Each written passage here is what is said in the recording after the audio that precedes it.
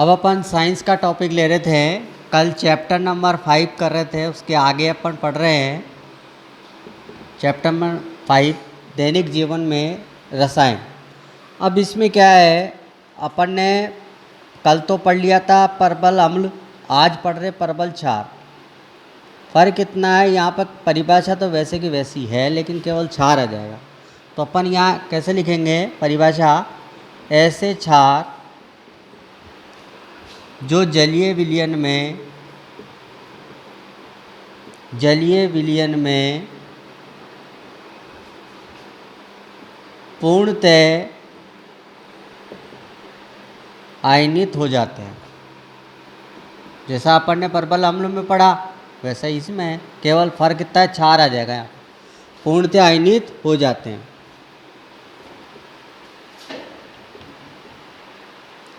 उसे परबल क्षार कहते हैं।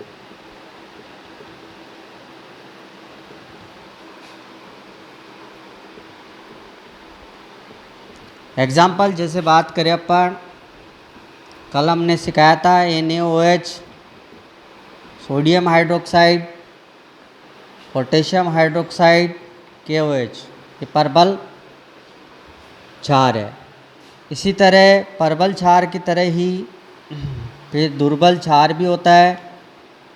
दुर्बल क्षार में अपन को बस ये ध्यान रखना है कि ये पूर्णतः आयनित नहीं होते हैं। तो अपन यहाँ परिभाषा लिखेंगे, ऐसे क्षार जो जलीय विलयन में पूर्णतया या पूर्णतः आयनित नहीं होते हैं। आयनित का मैंने मतलब समझाया था, प्लस माइनस में टूटना। आयनित नहीं होते हैं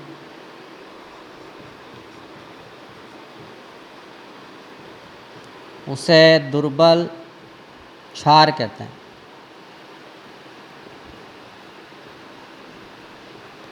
अब आपको इसमें एग्जाम्पल ध्यान रखना है। इसका एग्जाम्पल जैसे अपन बात करें, एक होता है NH4OH, इसको कहते हैं अमोनियम हाइड्रोक्साइड। नाम लिख रहा हूँ नीचे, अमोनियम हाइड्रोक्साइड। दो एग्जाम्पल लिखेंगे अपन। एक पहला, दूसरा एग्जाम्पल यह है Mg(OS2) का होल ट्वाइस। इसको कहते हैं मैग्नीशियम हाइड्रोक्साइड,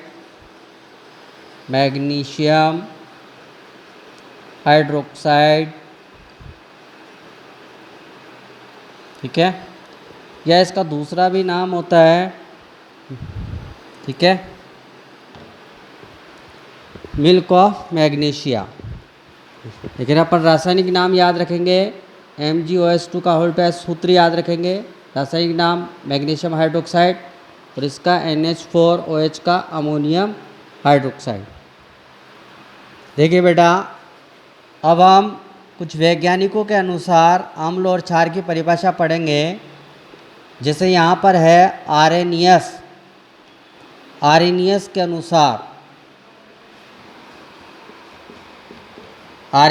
अनुसार अम्ल व क्षार की परिभाषा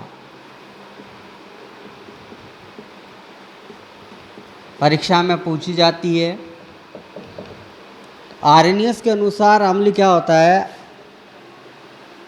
कि आर्हेनियस ने बताया कि वह पदार्थ जो जलीय विलयन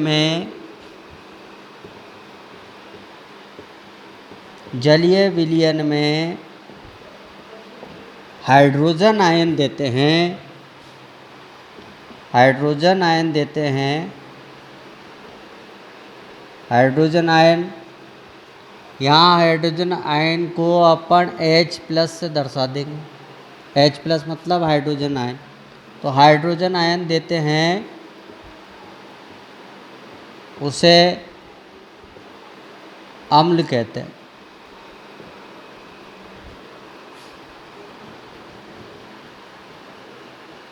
एग्जाम्पल देखें, जैसे एग्जाम्पल पहले अपन ने अम्ल और क्षार के एग्जाम्पल पढ़े थे, वही लिख लीजिए। जैसे एक तो हो गया H2SO4, ये हो गया सल्फ्यूरिक एसिड मतलब सल्फ्यूरिक अम्ल, और दूसरा हो गया HCl। ठीक है, तो ये तो हो गया क्या आपका अम्ल। और इसी तरह होता है क्षार। क्षार में अपन को याद रखना है कि वह पदार्थ जो जलीय विलयन में हाइड्रोक्सिल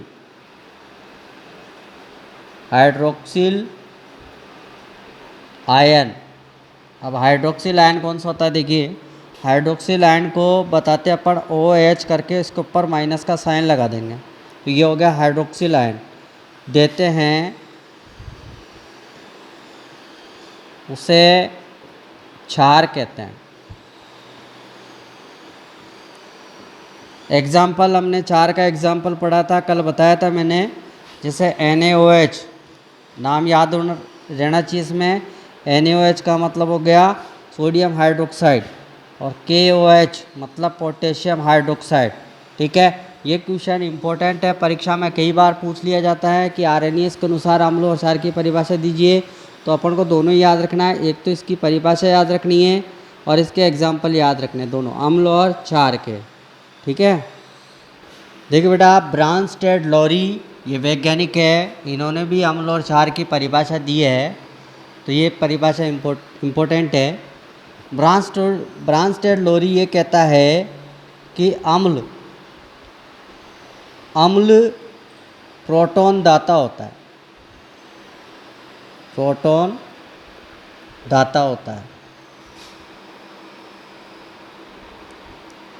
तथा क्षार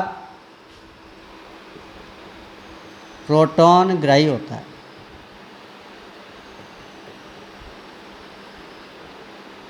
इतनी सी परिभाषा है, यानी अम्ल वो हो गया जो प्रोटॉन देता है, क्षार वो हो गया जो प्रोटॉन ग्रहण करता है। अब प्रोटॉन से यहाँ क्या मतलब है, प्रोटॉन से मतलब है यहाँ पे हाइड्रोजन आयन से, मतलब हाइड्रोजन आयन जो देगा, हाइड्रोजन आयन देने वाला यानी दाता, ठीक है, वो तो हो जाएगा अम्ल।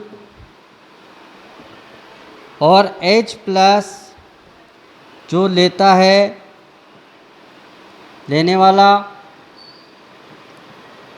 यानी ग्राही, ग्रहण करने वाला, वो हो जाएगा यहाँ पे क्षार।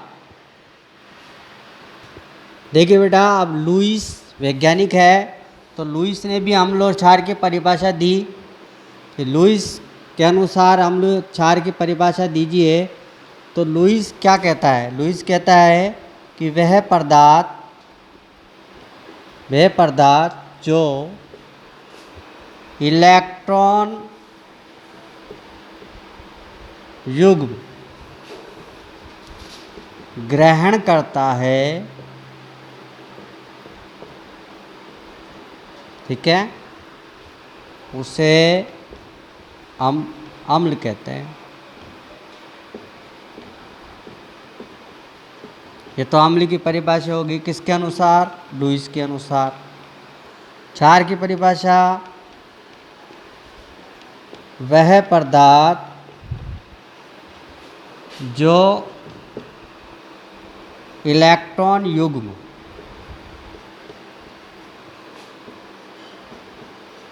त्यागता है,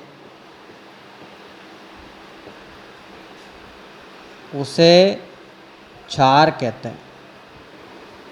इसको समझिएगा।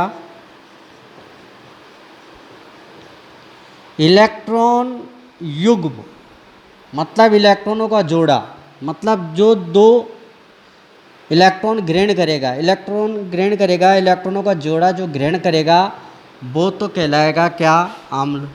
ठीक है, और जो इलेक्ट्रॉन युग्म त्यागता है वो क्या होता है, क्षार। ये ध्यान रखना, अम्ल में इलेक्ट्रॉन युग्म ग्रहण करता है और क्षार में इलेक्ट्रॉन युग्म त्यागता है। तो मतलब वह पदार्थ जो इलेक्ट्रॉन युग्म ग्रहण करेगा वो तो अम्ल हो जाएगा, और वह पदार्थ जो इलेक्ट्रॉन युग्म त्यागेगा वो क्या हो जाएगा, क्षार।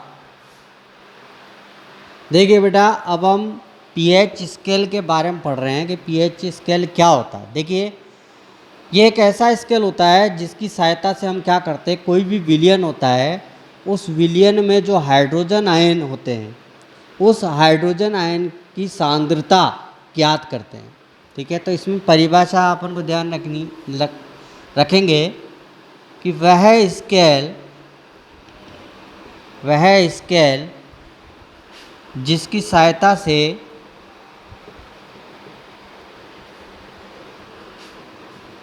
किसी विलयन में उपस्थित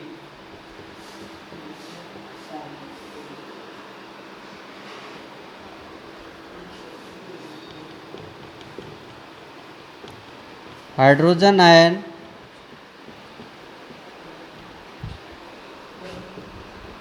आयन की सांद्रता ज्ञात करने में, ठीक है, उपयोग किया जाता है या प्रयोग किया जाता है, उसे पीएच स्केल कहते हैं। यानी कोई भी एक तो ये स्केल है, फिर विलयन होगा, उस विलयन में क्या होगा, जितने भी हाइड्रोजन आयन होंगे उसकी सांद्रता मतलब मात्रा, मतलब वो कितने हैं, उनकी संख्या ज़्यादा है या कम है, उस आधार पर हम क्या करेंगे, उसी चीज़ को क्या कहेंगे, पीएच स्केल। ठीक है, अब पीएच स्केल में पीएच की परिभाषा भी याद करनी है कि पीएच क्या होता है। ठीक है, तो पीएच की परिभाषा होती है कि हाइड्रोजन आयनों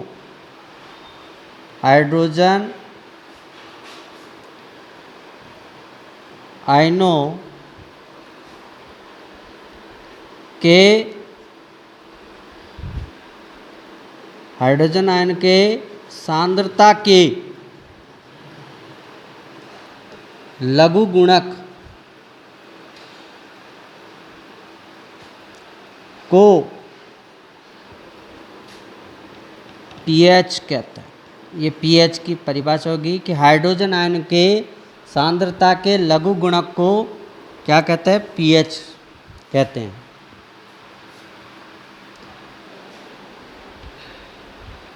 देखिए बेटा, अब अपन साबुन की परिभाषा पढ़ेंगे कि साबुन क्या होता है, किसे कहते हैं। इसमें अपन को ध्यान रखना है कार्बन 12 से लेकर कार्बन 18 तक के, ठीक है, कार्बन 12 से कार्बन 18 तक के, ठीक है, वसा अम्लों के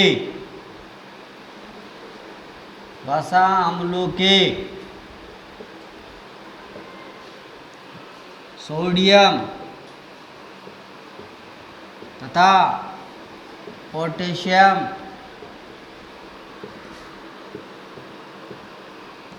लवणों को साबुन कहते हैं।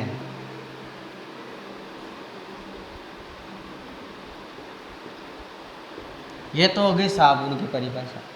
एक होता है साबुनीकरण। साबुनीकरण क्या होता है, देखिए, साबुनीकरण क्या होता है, इसमें जितने भी वसा अम्ल है, मतलब वसा जो अम्ल होते हैं, उन वसा अम्लों को, ठीक है, सोडियम हाइड्रोक्साइड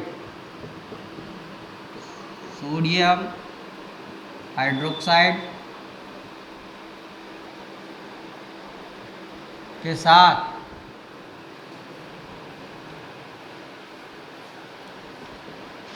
गरम करते हैं,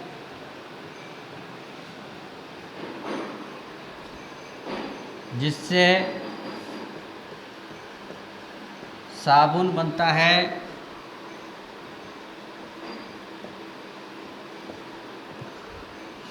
और इसी प्रक्रिया को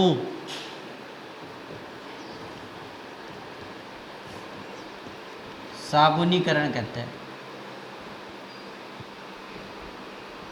देखिए बेटा, इसमें इम्पोर्टेंट चीज़ है कि जो भी वसा अम्ल होगा उसको हम किसके साथ गर्म कर देंगे, सोडियम हाइड्रोक्साइड के साथ। तो गर्म करते ही हमें क्या मिलेगा, साबुन मिलेगा। तो ये जो प्रोसेसिंग है, ये जो क्रिया होगी वो क्या कहलाएगी, साबुनीकरण कहलाएगी। तो अभी हमने साबुन और साबुनीकरण की परिभाषा पढ़ ली, ठीक है। देखिए बेटा, अब अपमार्जक की परिभाषा पढ़ रहे हैं। अपमार्जक को अपन डिटर्जेंट भी कहते हैं।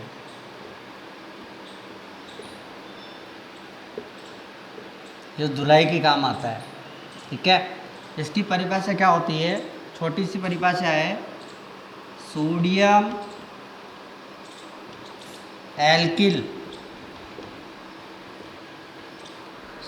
एल्किल सल्फेट तथा सोडियम एल्किल बेंजीन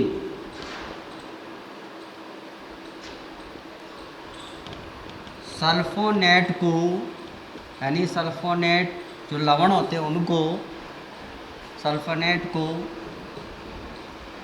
अपमार्जक कहते हैं। छोटी सी परिभाषा, सिंपल, ठीक है। दोबारा, सोडियम एल्किल सल्फेट तथा सोडियम एल्किल बेंजीन सल्फोनेट को अपमार्जक कहते हैं। तो दो परिभाषा पढ़ ली, एक तो पढ़ लिया अपन ने साबुन, और एक पढ़ लिया साबुनीकरण, और एक अपमार्जक की परिभाषा, ठीक है। इनको याद करना है आपको। देखिए बेटा, अब हम दैनिक जीवन में काम आने वाले रासायनिक पदार्थों के बारे में पढ़ेंगे। तो उसमें आपको ध्यान रखना है, एक तो उनका नाम, सूत्र और एक उपयोग, ठीक है। तो आज केवल हम उनके नाम और सूत्र याद कर रहे हैं। सबसे पहले बात करें, जैसे साधारण नमक जो घर में काम आता है, इस साधारण नमक का फॉर्मूला होता है, रासायनिक नाम और फॉर्मूला दोनों बताएंगे। तो यह इसका नाम तो हो गया सोडियम क्लोराइड,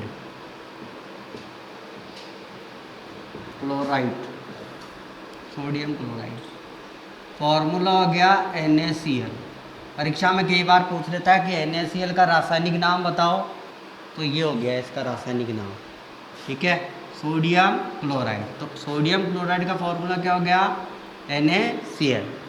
इसे साधारण नमक से भी जाना जाता है। दूसरा, विरंजक चूर्ण, विरंजक चूर्ण को रंग उड़ाने वाला भी कहते हैं, ठीक है। इसमें क्या होता है, इसका फॉर्मूला देख ले पहले, CaOCl2, ठीक है, यानी कैल्शियम ऑक्सीक्लोराइड।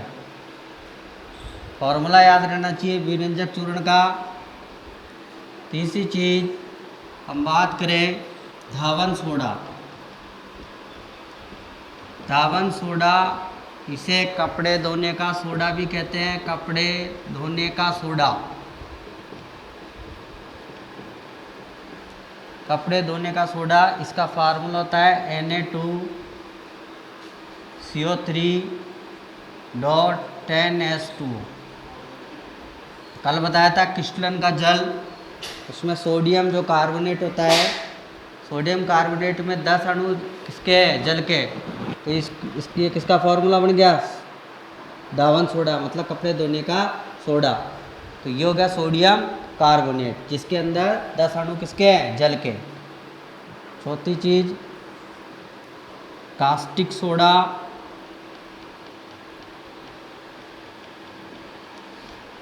कास्टिक सोडे का फॉर्मूला तो होता है NaOH। नाम कल बता ही दिया था, रासायनिक नाम सोडियम हाइड्रोक्साइड।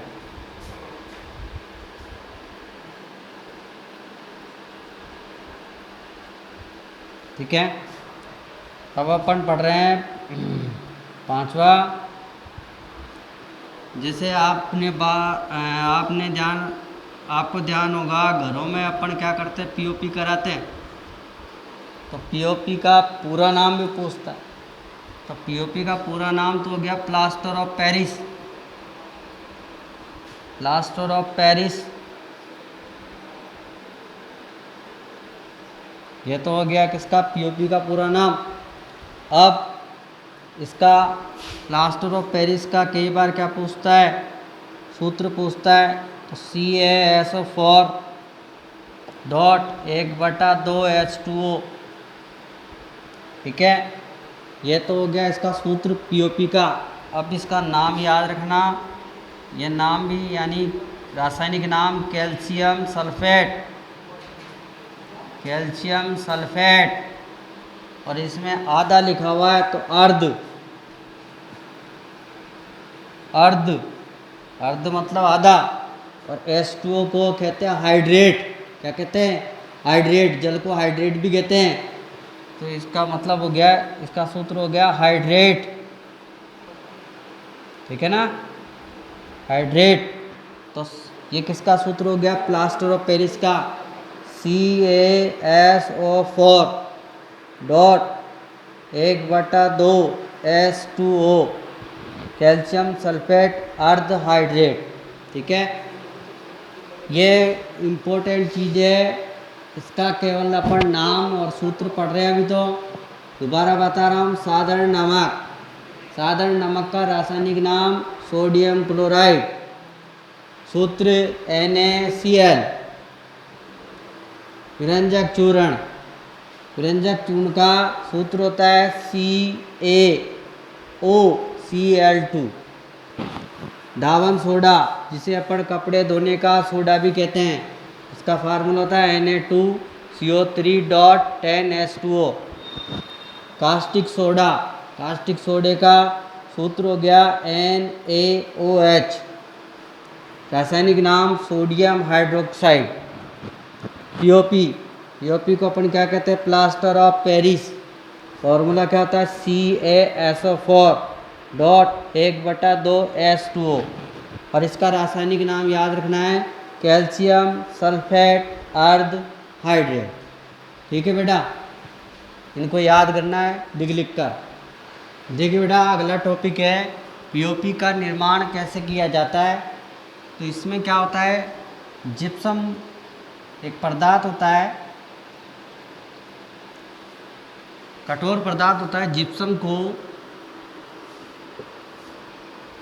373 केल्विन ताप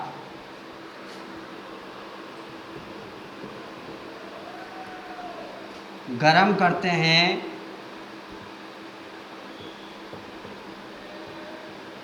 जिससे यह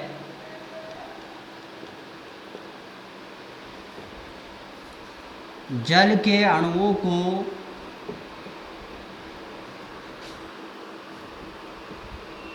त्याग कर, मतलब गर्म करेंगे तो पानी उड़ जाएगा, तो जल के अणुओं को त्याग कर एक सफ़ेद रंग का, वाइट, श्वेत मतलब सफ़ेद रंग का पदार्थ बनता है,